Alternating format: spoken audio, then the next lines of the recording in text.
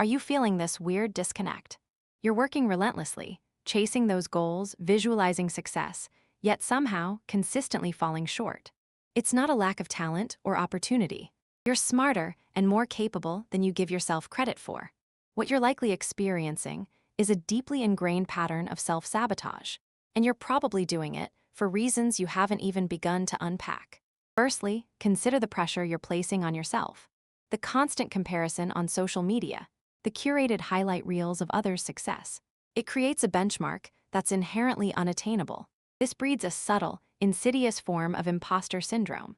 You secretly fear being found out as inadequate, so you unconsciously create situations that confirm this fear. A self-fulfilling prophecy, as detailed in Carol Dweck's work on mindset. You're terrified of failing, but even more terrified of succeeding and having to maintain a level of performance that feels unsustainable. This isn't about laziness. It's a subconscious defense mechanism rooted in a fear of responsibility and the vulnerability that comes with genuine accomplishment. Secondly, you're likely clinging to a comfort zone that's masquerading as stability. That feeling of safety, that familiar routine, is actually a cage, limiting your potential and stifling your growth. Stepping outside that zone requires discomfort, and you're reacting to that discomfort, albeit unintentionally, by delaying action, procrastinating on crucial tasks, or finding excuses to avoid challenges. You're prioritizing immediate relief over long-term gain, a classic example of present bias, and it's hindering your trajectory. As Naval Ravikant always says, dopamine is pulled forward by the anticipation of reward, not the reward itself. And you're stuck in a loop of chasing fleeting dopamine hits instead of investing in the sustained effort required for real progress. Recognize this, you're not resisting change. You're resisting the feeling of change. Third, you might be unintentionally confusing effort with results. You're putting in the work, logging those hours, grinding away, and feeling justified in expecting commensurate success. But the reality is that effort, while necessary, isn't always sufficient. Angela Duckworth's research on grit demonstrates that passion and perseverance are key, but they need to be coupled with strategic action and a willingness to adapt. You might be expending tremendous energy on strategies that aren't aligned with your goals, or utilizing skills that are no longer relevant. You're focused on doing without pausing to critically evaluate how and why. And that's a recipe for diminishing returns. Furthermore, consider the role of limiting beliefs.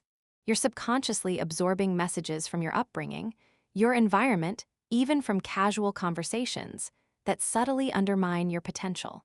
You might believe you're not creative enough, not smart enough, or not deserving of success. And these beliefs dictate your actions, limiting your choices and shaping your outcomes. These aren't truths. They're narratives you're subscribing to, and they're holding you back far more than any external obstacle ever could. They're the secret weights you're carrying, making every step feel like a monumental effort. Finally, and perhaps most critically, you're likely ignoring the importance of genuine self-compassion. The relentless pursuit of self-improvement, fueled by an internal critic that never shuts up, creates a constant state of anxiety and self-doubt. You're so focused on fixing yourself, on becoming better, that you fail to appreciate the progress you're already making.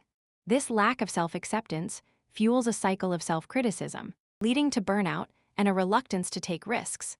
It's a shocking realization. The very thing you believe is driving you forward is, in fact, slowing you down, pushing you away from the joy and fulfillment you crave. Stop punishing yourself for perceived failures. Instead, dissect them, learn from them, and then move on with grace and understanding. The next level isn't some distant destination. It's a mindset shift, an act of deliberate choice. So here's your challenge. Identify one limiting belief, one area where you're unconsciously sabotaging yourself, and actively challenge it for the next 7 days. Not by striving for perfection, but by experimenting with a different way of thinking, a more compassionate approach to your own journey. Don't seek validation. Seek growth.